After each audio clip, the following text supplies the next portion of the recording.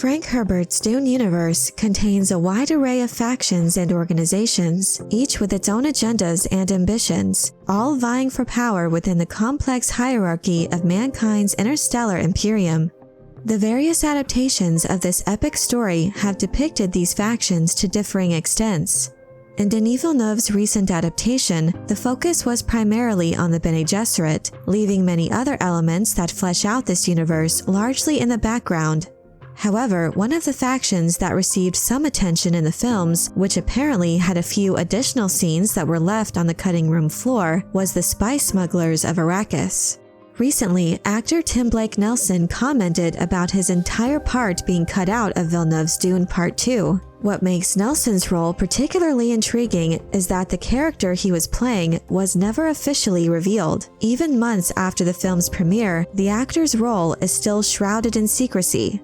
However, his most recent comments offer an intriguing detail that possibly reveals his part as one of the key figures in the spice smuggling operations that continue to take place on Arrakis throughout the events of Dune. In this video, I'd like to examine Tim Blake Nelson's recent comments, what they indicate about his role as a spice smuggler in Villeneuve's Dune, and how it fits into the lore of the book.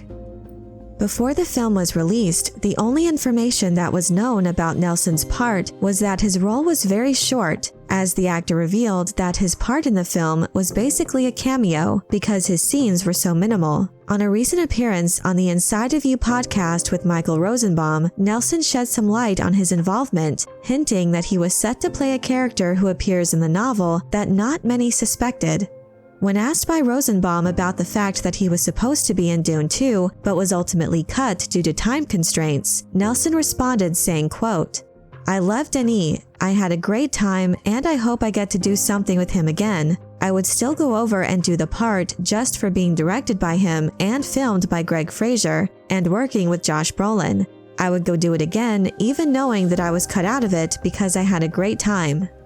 The revelation that Nelson had scenes with Josh Brolin, and notably the fact that he did not mention working with anyone else from the film's extensive ensemble cast, strongly suggests that the actor was brought in to play a spice smuggler, quite possibly Staban Tuek.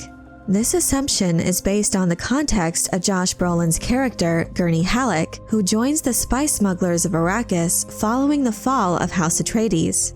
In the novel, Staban Tuek offers sanctuary to Halleck and his men after the attack, which establishes a significant connection between these characters.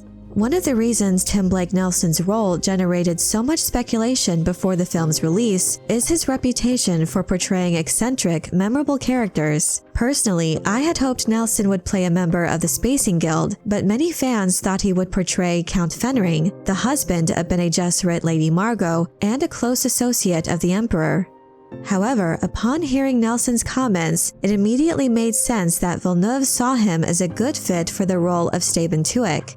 If this was in fact the case, I have to agree that the role of the leader of the smugglers on Arrakis seems like a perfect fit for Nelson's unique talent and screen presence.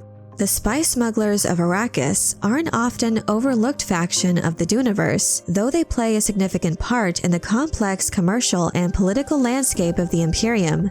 In Frank Herbert's novel, Staban's father, Esmar Tuek, is a cunning spice smuggler operating in the northern regions of Arrakis. For many years, he profited by smuggling melange off the planet, maintaining secret deals with the Fremen to both make money and undermine the oppressive rule of the Harkonnens. When the Atreides took over stewardship of Arrakis from the Harkonnens, Duke Leto struck a deal with Tuek, agreeing to allow his smuggling operations to continue in exchange for a cut of the profits.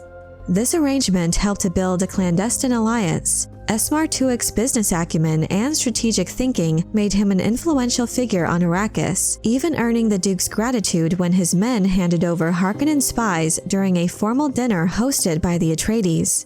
This relationship between the Atreides and the smugglers of Arrakis reflects historical piracy agreements where rulers tolerated or even sanctioned piracy in exchange for strategic advantages and a share of the spoils. Much like maritime empires that issued letters of marque to privateers, allowing them to attack enemy ships for mutual benefit, Leto's agreement with the smugglers would have provided him with additional resources and intelligence, while granting Tuek's men security and legitimacy. The fall of House Atreides saw the deaths of both Duke Leto and Esmar Tuek, leaving his son Staban to continue the smuggling operations. Staban, like his father, was deeply involved in the spice trade and, as mentioned previously, provided refuge to Gurney Halleck and a small group of Atreides survivors following the Harkonnen invasion. While Staban did not realize the Fremen's potential as Duke Leto did, regarding them merely as spice hunters, he demonstrated courage and a strength of character that was reminiscent of the Duke, earning Gurney's respect. For 2 years, Staban and his men employed Gurney and the surviving Atreides forces, playing a crucial role in their survival and resistance against the Harkonnens. While it is not explicitly explored in the book, their shared trauma and time together after the fall of the Atreides serves as a basis for a strong bond of respect and perhaps even a friendship to have formed between Staban and Gurney. Both men suffered the devastating loss of their leaders, Gurney losing Duke Leto and Staban losing his father Esmar. This common experience would have naturally fostered a level of mutual understanding and camaraderie between them. The smugglers' ability to brave the deadly environment of Arrakis and successfully harvest spice amidst numerous threats is a testament to their ingenuity and resilience. Throughout Frank Herbert's Dune saga, it's evident that the author had a particular admiration for characters who embodied such perseverance and resourcefulness. These qualities are prominently showcased in the smugglers, who navigate the treacherous Arrakeen desert, evade the oppressive rulers, and maintain their clandestine operations. Their survival and success in such a hostile world highlight Herbert's appreciation for the human spirit's capacity to adapt and endure against all odds. While Nelson's portrayal of Tuek would have been brief, I have no doubts that he could have faithfully embodied the look and the spirit of the smugglers of Dune. While I may sound like a broken record at this point, the recurring news about the numerous scenes left on the cutting room floor for Dune Parts 1 and 2 only adds more fuel to the demand for an extended edition, or at least the release of these deleted scenes as bonus features. Fans are particularly eager to see more content related to the previously unseen factions such as the spice smugglers, whose role in the story was hinted at but not fully explored. Many feel that the inclusion of such additional scenes could do much to satisfy the audience's curiosity about some of the understated elements of the Dune universe, and provide greater depth and context to Denis Villeneuve's visually stunning yet cinematically streamlined adaptation. But I'm curious to know what you think of Tim Blake Nelson as the leader of the spice smugglers on Arrakis. Do you feel that he would have fit the role of Staban Tuek well? Let me know your thoughts in the comment section below. I hope you enjoyed this video. Leave a like if you did, and be sure to subscribe for more Dune and other sci-fi and fantasy news and lore. And if you're looking for other ways to show your appreciation, you can check out my Patreon page, where members get access to exclusive content and perks. Thank you all so much for your support. And as always, have a very nerdy day.